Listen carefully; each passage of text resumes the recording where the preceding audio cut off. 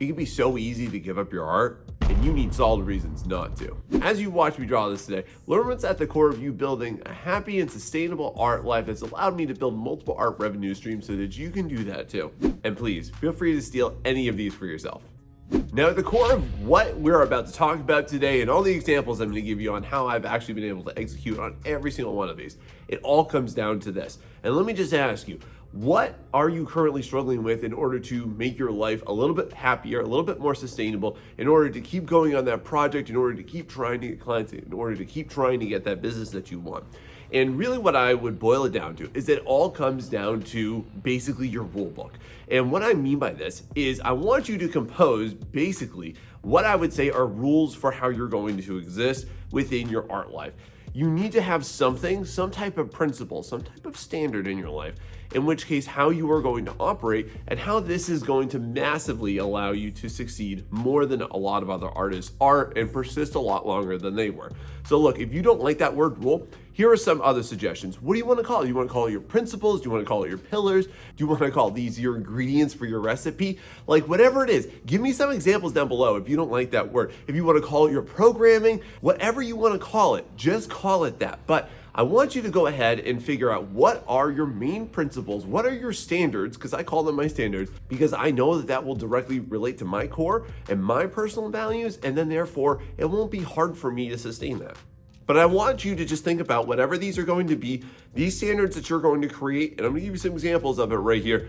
But I want you just to understand that this is your North Star, this is your guiding light. And because just to be brutally honest with you here, if you don't have your own set of standards, your own rule book that you want to play by, friend, then you are either going to do one of two things. Number one is you're just going to float through life and you're going to experience the same level of despair and misery as people that quit and fall out of love with their art. Or number two, you're going to be a part of somebody else's standards, and you probably don't want that either, do you? And so if you're not sure exactly what this looks like and how to implement this, here are my own personal standards, my own personal brand. Here's what's allowed me to go ahead and build my current pool of amazing freelance clients, this YouTube channel, a mentorship, and so much more. And I want to go ahead and just give this to you, and please feel free to steal any of these for yourself too if you like them. And my very first standard I want to introduce to you is that everything is supposed to be difficult. And this is a big mindset shift because I understand how a lot of y'all will approach your art and approach your project. Like, tell me right now, have you ever started a project? Have you ever started up a passion thing? And it's just something that you really held near and dear to you. And then you started to do the work and oh my God, it took so much more out of you. It took so much more time. It was way more than you thought it was. Is this you? Tell me about it, because I've been there too, friend. And so what I started to accept is that it's not supposed to be easy. It's not supposed to just come naturally to you. It's not always going to feel that way, because when love turns to the labor, have you ever noticed that there's always something lost in there? And if you shift yourself away from thinking, well, this is always supposed to be fun and puppies and kittens and rainbows, then you set yourself up with a realistic expectation for yourself too. And just to be honest with you, when we're being an artist and when we're going through everything that we're going to build, from personal projects to businesses, it's not supposed to be fun. Whoever said that? Whoever said that lied to you. And especially as we're going through this, we're going to be constantly challenging, constantly learning ourselves. And deep learning is not easy. It's not always fun, but it is rewarding. And that's really what I want you to get out of this one, is to learn to love every piece of that process.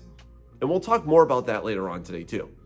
But every ounce of rewarding work always comes with a heavy amount of suck.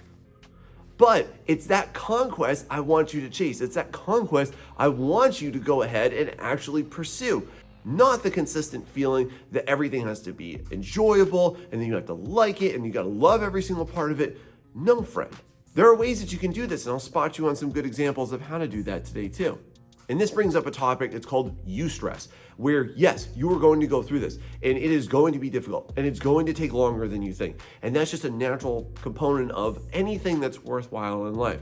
But through that challenge, through going through that, you actually come out a better person and you actually get a very long, sustained level of happiness from it. And I can put this into everything I've ever done. It's hard to grow a YouTube channel. It's hard to put yourself out there for clients. It's hard to get yourself through client work. It's hard to deal with some of them too. It's also hard to teach artists. All of these things are difficult. All of these things in and of themselves are not easy tasks. However, though, I look at it like this.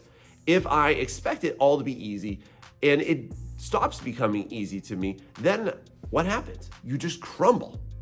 And the way that I get myself through this, and I want to propose this to you, is just that every single artist that you know that's ever done anything great, this is where they didn't stop. And at this point where you start to feel this heavy resistance, understand this. This is where everybody quits.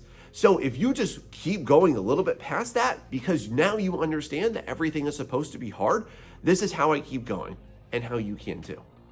Next, one of the big things that I've always thought about is that you have to understand that everything is always at its worst when it feels like it's at its worst, because you're feeling that right now.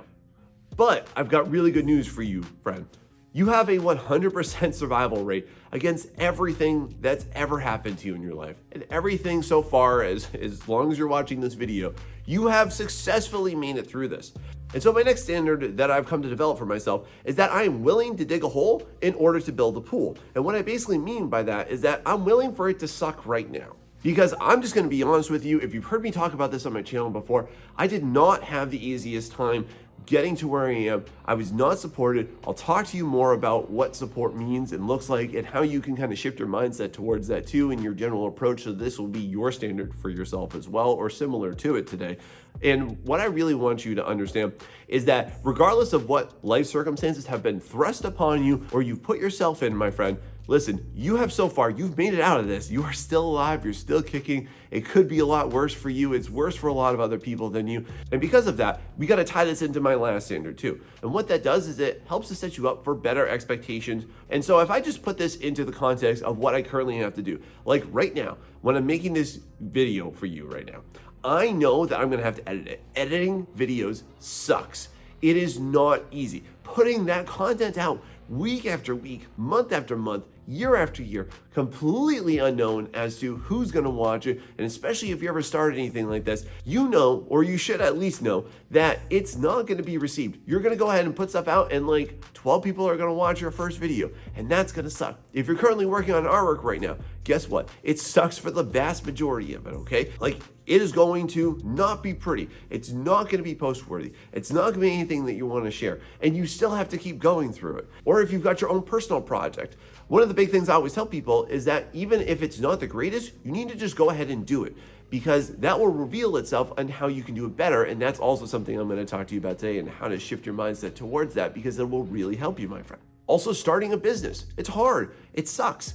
And it's not the easiest thing. Or if you're gonna build a curriculum for like how to teach art, like I've had to do too, those are not easy things. So what gets you through that? And wait, Sean, I thought you said that this is supposed to help me build a happier life. Yes, because here's how I want you to think, okay? One of the things I've learned is that you should work so that you in 5 to 10 years looks back at what you're doing right now and is proud of it. Have you ever considered that? Have you ever thought to yourself, well, I could do this, or I could stop doing this, or I could do that instead? Because what I personally desire more than anything is that if I were to meet me 5 years from right now, they would appreciate me and they would say, Sean, thank you so much for doing this. Thank you so much for starting that. Thank you so much for persisting. Thank you so much for not quitting like so many other people do.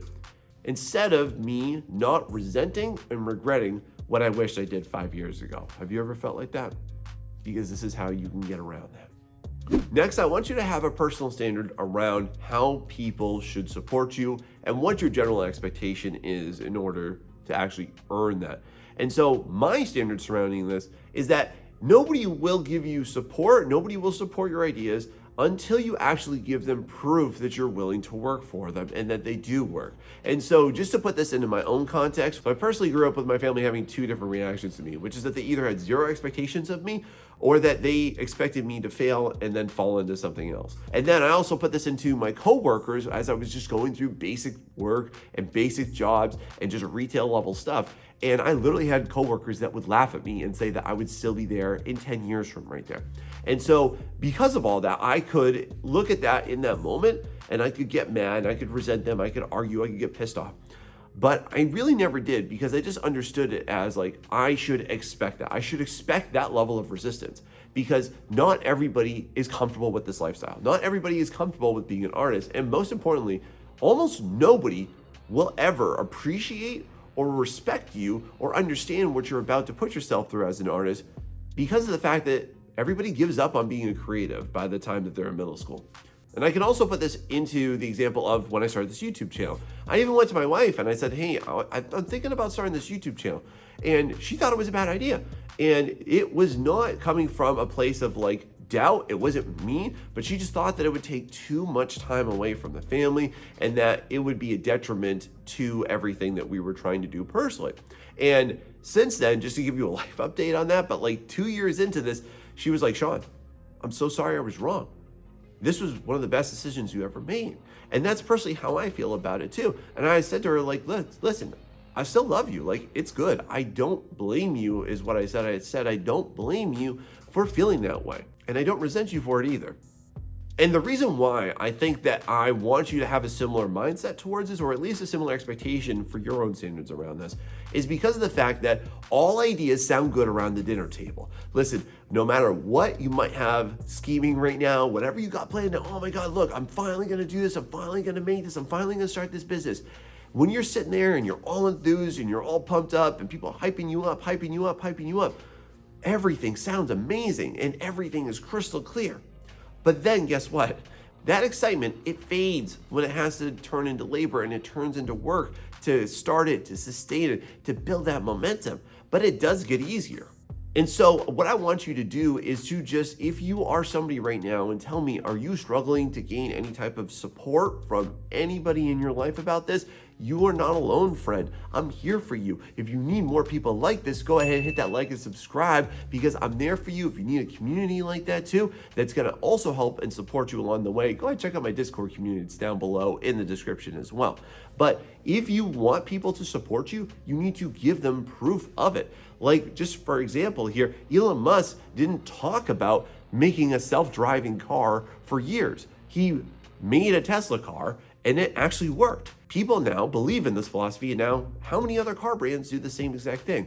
This is how I want you to think about it too, and how I've been able to also understand it so that I don't get dismayed, I don't get discouraged, and I don't get depressed about people not believing in me, because as I'm gonna talk to you about later today, you need to learn how to build that in yourself. What do you think of that? Next, one of the hardest things that you will ever deal with as an artist are your own insecurities and fears. And so my personal standard surrounding this is that my fear is my compass, not my deterrent. And I know that this opposes a lot of your natural instincts. But for me personally, I've now learned that I need to dive into everything that terrifies me. And that sounds really strange.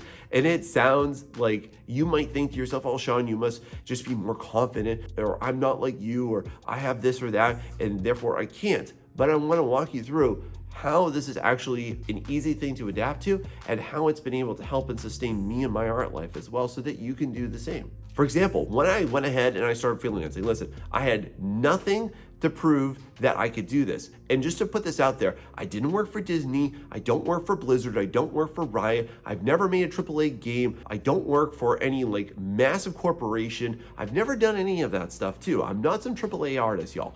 So when I put myself out there, I thought to myself, oh my God, what if nobody buys from me, or nobody wants to work with me, or what if I could never land a client? And that worked out. And I screwed up royally along the way, but I figured out how to do it through it. When I wanted to start this YouTube channel, I was suggested to do this by my students for literally years. And I kept on saying, no. But thanks to me persisting through that and feeling this gut feeling of like, I should still do it. And we'll talk about that and why that's so important for you to understand why you get that at the same time. But thank God that I did. Then too, when I started my mentorship again, I thought to myself, like, who would want to work with me? You go ahead and work with all these crazy, awesome artists and people that I've been mentored by and people that I'm joining their mentorships. And why would they want to work with me? But thanks to me actually persisting through that, oh my God, this has been an awesome experience for me and so many other people just like you. And if you're interested in learning more about that, by the way, you can go ahead and check out my link in the description to see everything and how it can help change your life too. And now, most recently, I started my doctorate program a few years ago. And listen, y'all, Like, I am always constantly feeling like the odd man out, but I still did it. And now I'm currently writing my dissertation. And even there, like, I don't know 100% what I'm doing, but I know that if I just make daily efforts towards it, it's going to happen. So back before I was married and everything, and I eventually landed this girl as my wife, I had such fear about asking her out because I had never had a girlfriend before. And I didn't want to feel rejected again like I had gotten so many other times. But thank God I did, because thanks to that, she's been able to build a lovely, wonderful life. We've got 2 beautiful boys. But again, that all existed on the opposite side of fear. So what I want to offer to you, my friend, is this, is that if you can give into fear, then you also have to secede to the fact that you could go ahead and not give into that fear, and things could actually work out. And if you're afraid right now of doing the thing, starting that project, starting that business, or whatever else you want to try, you will lose nothing by trying. You will, at worst, you'll be the same exact place, is kind of what I come to learn. And even if you worked afraid, then you have to understand this. What if that helps get you out of that feeling of fear? And so let's come to recognize that fear is not an obstacle. Fear just represents the edge of your current comfort zone.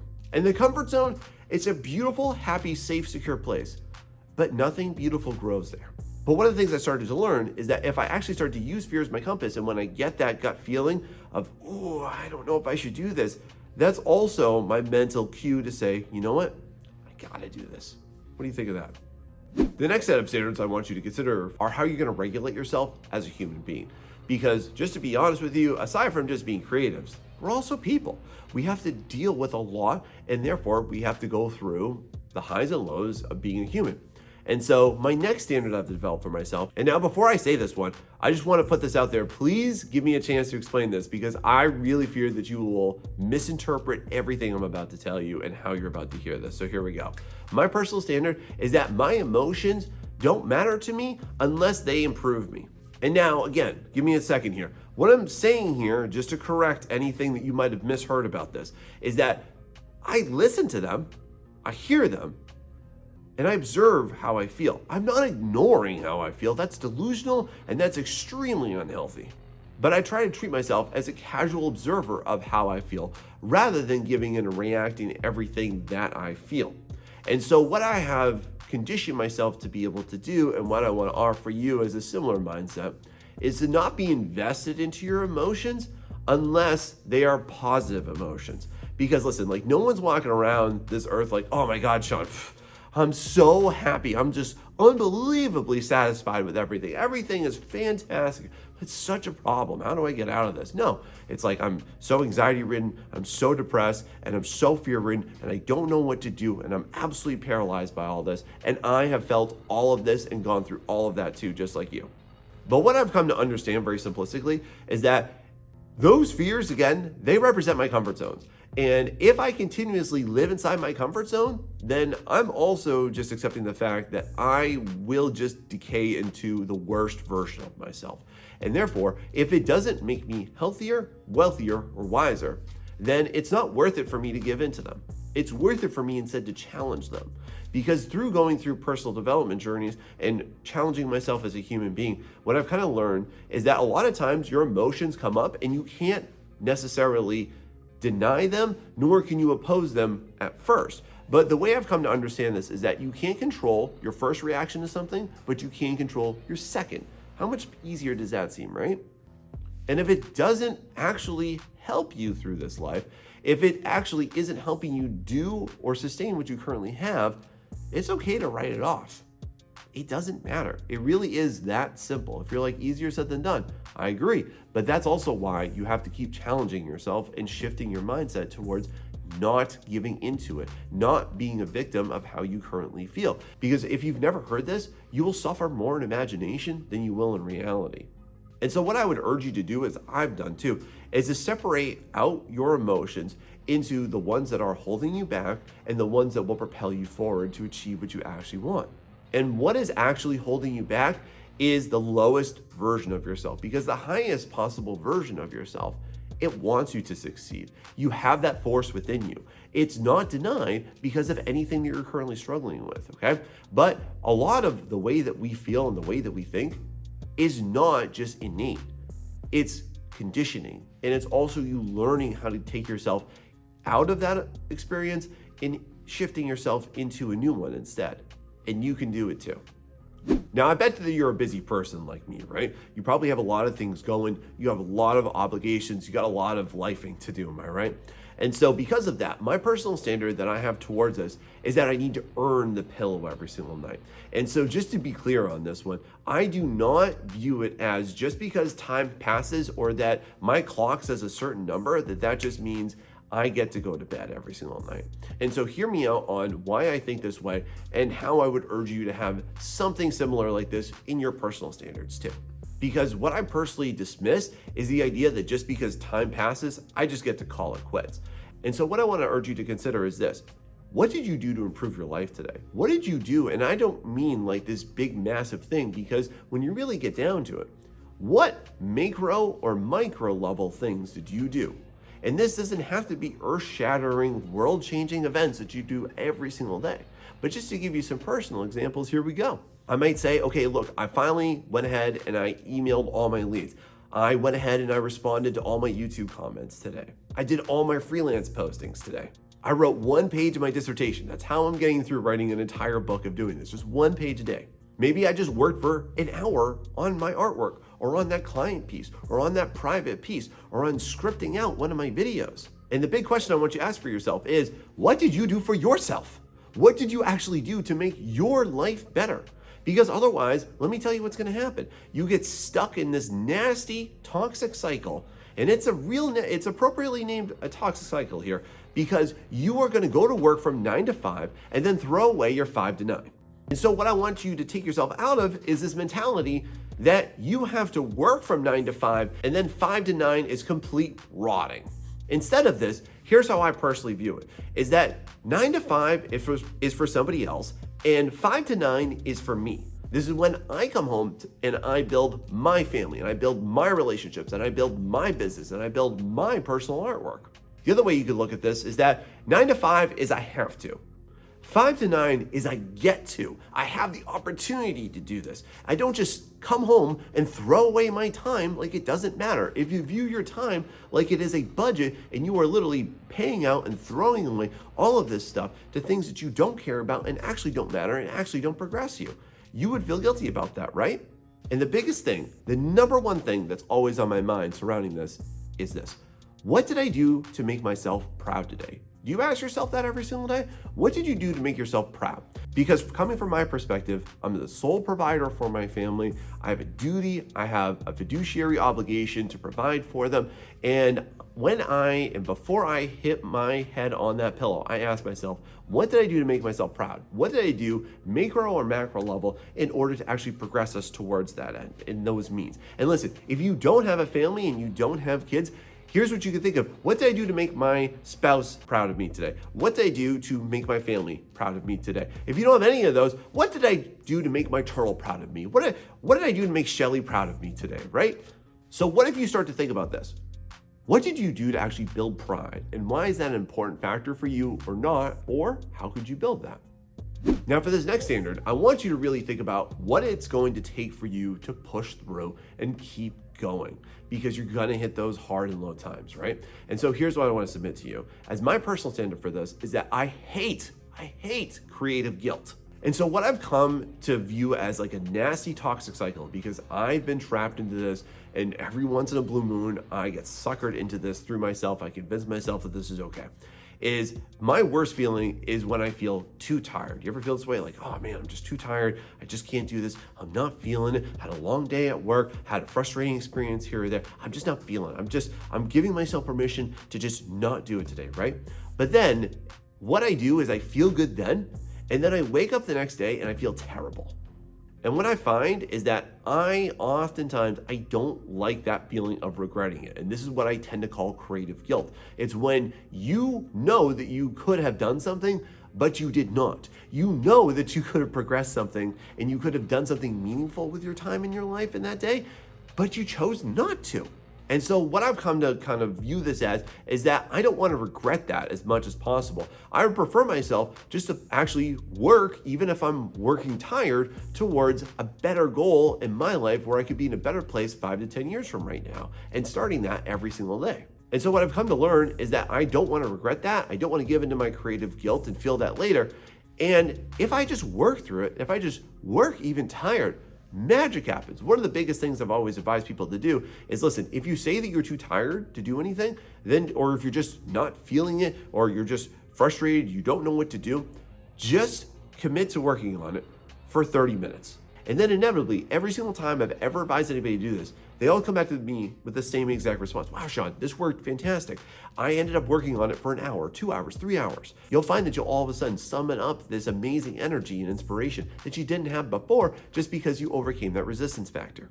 And I can put this into, like, if I come down to the line, I'm like, oh my God, I still have like an hour's worth of work and it's really late. And sometimes I'll just stay up longer than I wanted to, longer than I expected to. And ironically, I wake up the next morning, I don't feel tired. I feel accomplished. I feel energized. I feel more enthused, because one of the things I hate more than anything is waking up with the creative guilt of, oh, I should have, I could have, I definitely could have done this. I regret not doing that. I regret giving into just my animal emotions and my base instincts right there. It wasn't a good call. I'm not saying you do this every single day, but what that does is it gives you pride. It gives you enthusiasm. It gives you excitement. And I find that if I just operate like that throughout my day, I'm not crabby, I'm not in a bad mood, I feel fantastic.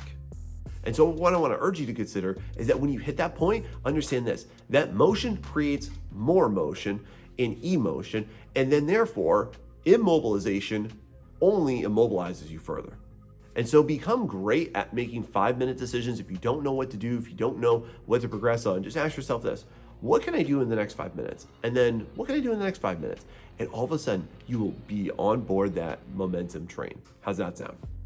Now, for your next set of standards, one of the things I would strongly urge you to consider is, how are you going to work and what's your process like? So my first standard surrounding this is that the work reveals the way. I've started to say this a lot. Just to be honest with you, when I start a project, I don't really know everything that I'm going to do. I don't know every single action I'm going to take, and I don't generally know everything that I want to accomplish up in there. But I do know this: you do need to tame your expectations about how every project should go and could go. And here's what I mean. Let me give you an example. Have you ever gone ahead, started up a new work, started up a new project, and said this to yourself: this work has to be the best. This work has to be good. This work has to be portfolio ready. This work has to get me that. Have you ever said any of these? Because I want to be honest with you, you are setting yourself up with the worst expectations, because you're creating and you're paving a completely unclear road. You have no clear roadmap, design, or plan for how you're supposed to progress through things. And so one of the things that I personally practice is emotionally detaching myself from my artwork that I make. And do you struggle with this one? Because here's what I found the best way to do it. Every single artwork, I'm perpetually curious. And what I've come to understand is that I will develop the best version of every single artwork, not at the beginning, not in my head, not in my plan, but through the experience, through the actual work of it. And what I've come to understand this through both myself, working with people one-on-one in my mentorship, and especially through working with thousands of young artists in my career, is that you think the best version of it exists in your head. And that's correct. It always exists best in your head. But it's always disappointing. Like right now, as I'm writing my dissertation too, like I full on know that if I were to submit this, it's terrible, it would get rejected. But I also know this: if I'm just making my efforts, daily efforts, little efforts towards the creation of it, just doing like a page a day, a paragraph a day, I'll be able to go ahead and come back to that and revise that. And also, here's the key thing: I can respond to that. One of the worst things that we do is that we oftentimes, as artists, we hold too dear what we thought we wanted to look like, what the expectation was, and we fail to be able to appropriately react to it. Once you start laboring towards your artwork, just understand it's taken on a brand new life form of itself. And you can't sit there with the same expectation that you started it with, because it didn't start from anything. It was nothing. Now it's something, and therefore now you have to appropriately respond to it differently.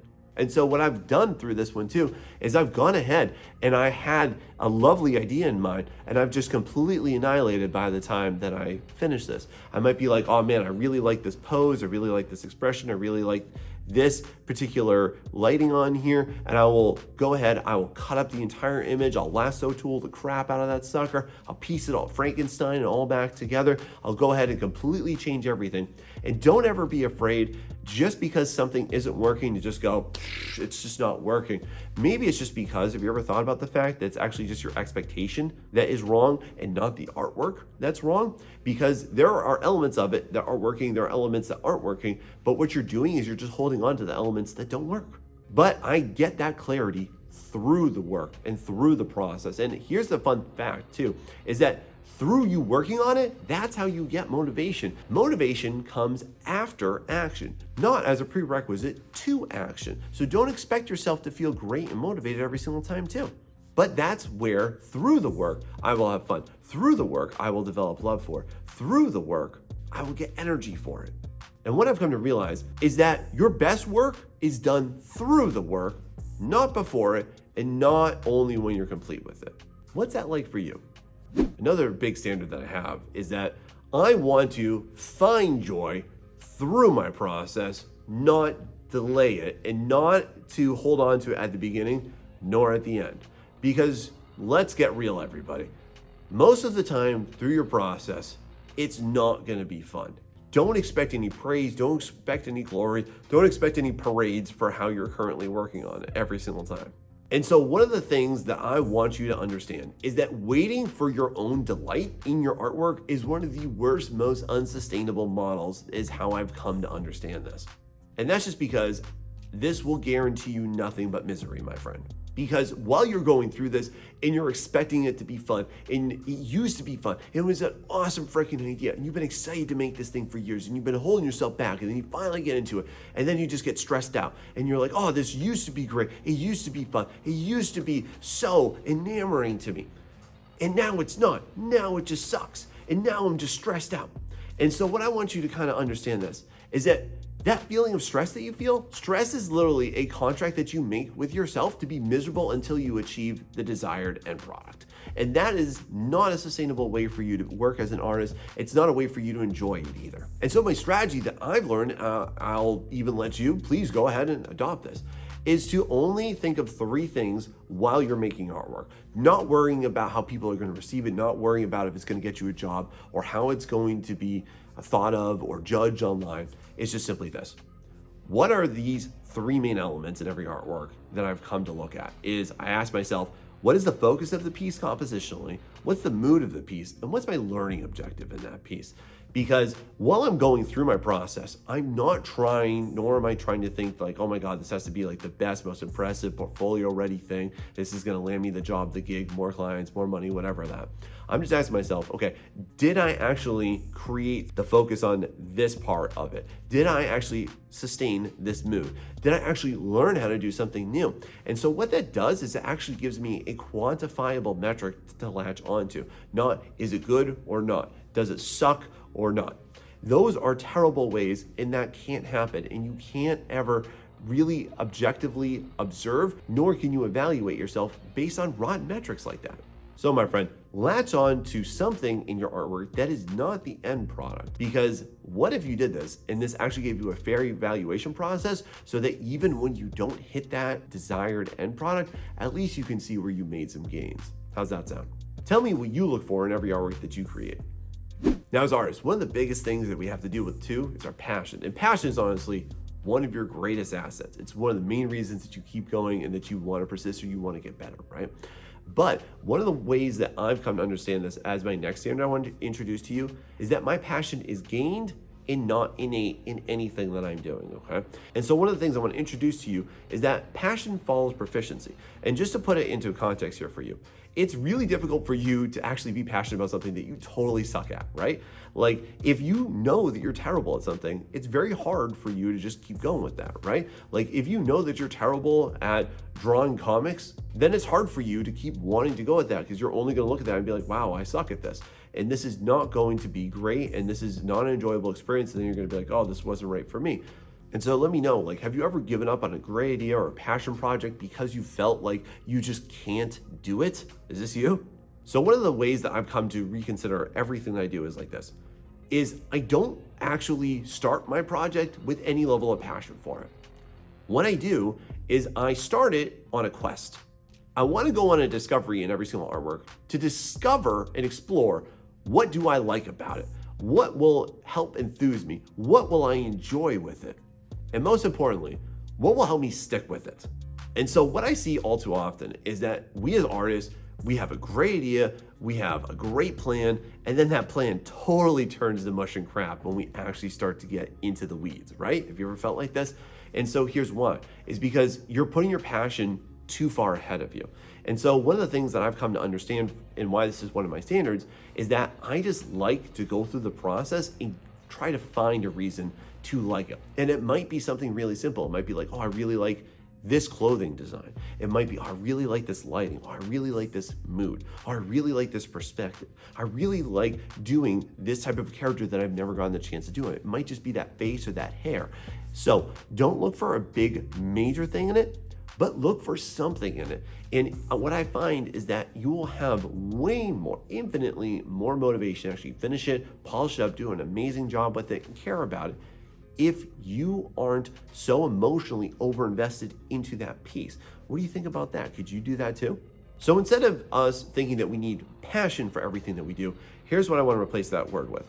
You need a spark. You need just that flicker. You need that idea, because a spark can be snuffed out real quick. So are you going ahead and fanning the flames and helping those embers burn into a raging flame every single artwork, or are you snuffing them out? Now, the next set of standards I want you to consider for yourself are how you are going to handle distractions and help keep yourself focused. And myself personally, here is my standard on this one, is that I will refuse to be a mediocre media hog. And what I mean by this is that we have in way overabundance of stimuli in media that we could get into. And just real talk, a lot of stuff is really fun. A lot of us feel very inspired by doing this, myself included. I'm very inspired by the anime, the games, the shows that I grew up as a kid and I continue to watch, all right? They're amazing and they're great. However, though, what I have come to understand is that you need to choose somewhere between the life of a content consumer and a content creator. And when that balance starts to tip, things get miserable for you. And also, too, one of the things that I have found, and this is backed by social science, this is backed by psychology, is that when you are not working towards a desired future, this is what horribly ignites your depression, your anxiety. It's when you have your mood flares. It's how you have more negative emotions too. So it creates a nasty, vicious, toxic cycle for you.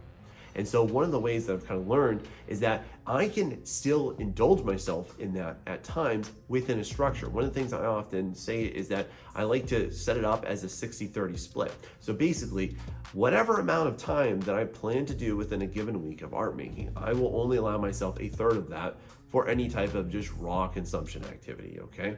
And so one of the things too that I also do to get around that is, and I would invite you to do this too, what if you habit stacked the things that you're doing as a consumption activity with something you're doing as an actual activity? So for myself personally, here's my rule. I will only allow myself to watch any show or anime by myself, not doing anything else, not doing anything for my art or my business on that, if I'm actually being physically active. So like, for example, I started watching One Piece and I'm only on like episode 200 of it at the moment. And before anyone calls me a hypocrite and you're like, well, how can you do that and be productive, Sean? Well, here's why. Because I make myself either weightlift or get on my exercise bike while I do that. And then this way, I'm actually getting a benefit while I'm doing it. So I've stacked the two together. I've also gone ahead and stacked this along with reading for my dissertation research, because I read about 30 to 40 books a year. I've been doing that for the last 3 years, and it's, I find, incredibly easy to just fall asleep. And I just feel myself, and I felt myself before I started doing this, sitting on the couch, just getting fat, and it wasn't fun. And I would start to nod off all the time. And so I found that if I just hop on my exercise bike and I read faster, I'm more focused, I think a lot easier with it too, and I can go longer and harder with it, and it's awesome. And so what I would encourage you to do is think about this, like how can you combine an actual humanly advantageous activity with just a raw, basic consumption activity. Because if you just submit to just being a consumer, then you're also submitting to throw your life away in service of someone else's means and someone else's creations rather than your own. And so what I want to encourage you to think about is how can you have fun without it always being at your expense? Because otherwise you become this thing called mediocre. Ugh, you don't want to do that, right? You're an artist. You weren't meant to be mediocre. You were meant to be amazing. Now, next one I want to set you up here is that life is going to get hard and life is going to challenge you. And you should expect those challenges along the way. But for my next standard, I want you to know that art saved my life. And that is one of my core standards. It's something that I will never shy away from. All too often, it is way too easy for us to go ahead and try and blame our art for the way we feel or what's going on in your life or say that it's affecting your mental health.